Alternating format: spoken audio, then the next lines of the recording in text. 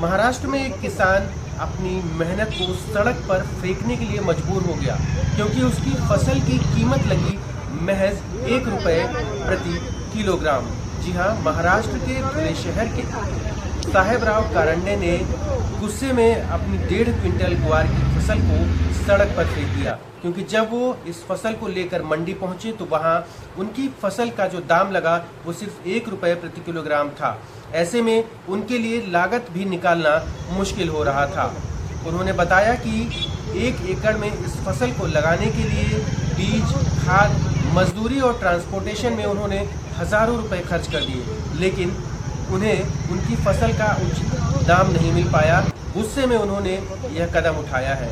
अब उनके अलावा तमाम किसानों ने सरकार से यह मांग की है कि सरकार उन्हें उचित एमएसपी दिलाए, अन्य किसानों को सही मुआवजा दिलाए, सही दाम दिलाए, ताकि लोगों के मन में, खास तौर पर किसानों के मन में यह बात कतई घर न करे कि किसानी करना, खेती करना एक घाटे का सौदा है।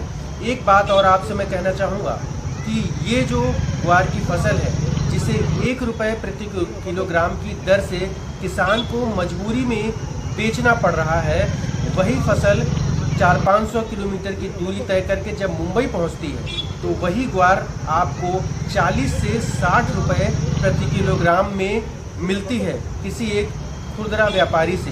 तो आप सोचिए कि आखिर किसान से लेकर के खुदरा व्यापारी तक के बीच में ये जो 40 रुपये का गैप है, ये कैसे आता है और किसकी जेब में जाता है?